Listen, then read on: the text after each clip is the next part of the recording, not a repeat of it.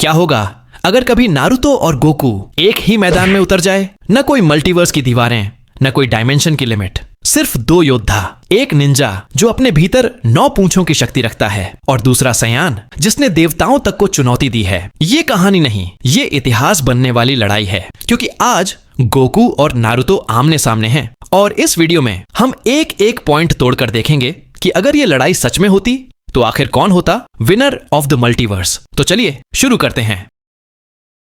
सबसे पहले बात करते हैं स्पीड की। नारुतो वो निंजा जिसने चौथे ग्रेट निंजा वॉर में लाइट ऑफ द फास्ट के बराबर मूव किया था। उसकी मूवमेंट इतनी तेज थी कि आंख झपकते ही दुश्मन गिर चुके होते थे। यहाँ तक कि मदारा जैसी बीस्ट को भी उसने कई बार चौंका दिया। लेकिन फिर आता है गोकू जिसकी स्पीड का कोई स्केल नहीं है। फ्रीजा के साथ उसकी लड़ाई के वक्त उसकी मूवमेंट लाइट की स्पीड के आधे से भी ज्यादा थी और बाद में जब वो अल्ट्रा इंस्टिंक्ट फॉर्म में पहुंचा तो उसकी बॉडी खुद ही मूव करती थी बिना दिमाग के ऑर्डर के। मतलब स्पीड के मामले में नारुतो तेज है लेकिन गोकू लाइट से भी आगे है। तो हाँ, इस राउंड को गोकू जीतेगा।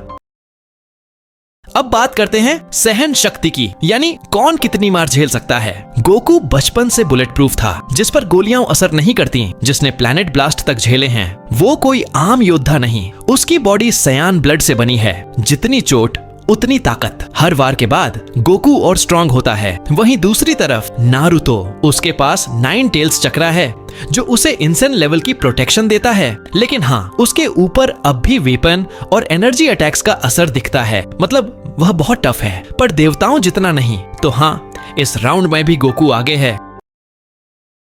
अब यहाँ कहानी थोड़ी पलटती है, क्योंकि जब बात आती है रिकवरी की तो नारुतो कमाल करता है। 9 टेल्स चक्रा उसकी हर चोट को कुछ सेकंड्स में भर देता है और सेज ऑफ 6 पाथ्स मोड में वो दूसरों को भी हील कर सकता है। वहीं गोकू अगर उसे चोट लगती है तो वो सेंजू बीन्स के बिना हील नहीं कर पाता। मतलब उसे रिकवर होने में टाइम लगता है। तो हाँ, ये राउंड नारुतो जीतेगा।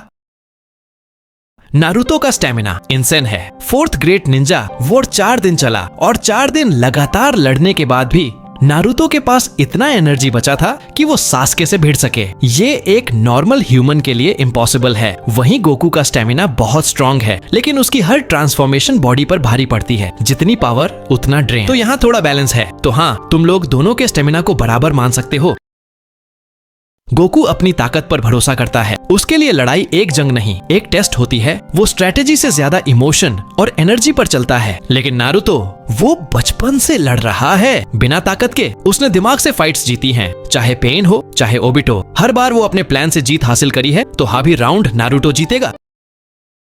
अब यहाँ आता है सबसे बड़ा सवाल, रॉ पावर। मतलब कौन किस हद तक डैमेज दे सकता है। नारुतो देवताओं से लड़ा है, उसने चांद के आधे हिस्से जितनी एनर्जी ब्लास्ट की है। लेकिन गोकू वो बंदा एक घूंसे में ग्रह उड़ा देता है। अल्ट्रा इंस्टिंक्ट में उसकी पावर इतनी बढ़ जाती है कि वो देवताओं की लेवल से ऊपर चला जाता है। वो सिर्फ एनर्जी नहीं, पूरे रियलिटी को मोड़ सकता है। तुम्हें अपना ओपिनियन बताओ। तो ये कोई कंपैरिजन ही नहीं है, इसमें गोकू आगे है। अगर ये दोनों सच में लड़े तो शुरुआत में नारुतो अपनी स्ट्रेटेजी और हीलिंग से गोकू को रोक लेगा। लेकिन जैसे ही गोकू अल्ट्रा इंस्टिंक्ट या सुपर सयान ब्लू मोड में जाएगा, मैदान बदल जाएगा। ग्रह फटेंगे, आसमान जल उठेगा और नारुतो का पूरा चक्रा भी शायद उस एनर्जी को रोक ना पाए, क्योंकि गोकू की लिमिट सिर्फ उसकी इच्छा है। और जिस दिन उसने फुल पावर ऑन कर दी उस दिन मल्टीवर्स हिल जाएगा। हाँ, तो इसमें कोई शक नहीं कि गोकू जीतेगा। तो गाइस, ये थी Goku versus Naruto the ultimate battle. एक तरफ है गोकू जो प्लैनेट्स को डस्ट में बदल सकता है और दूसरी तरफ नारुतो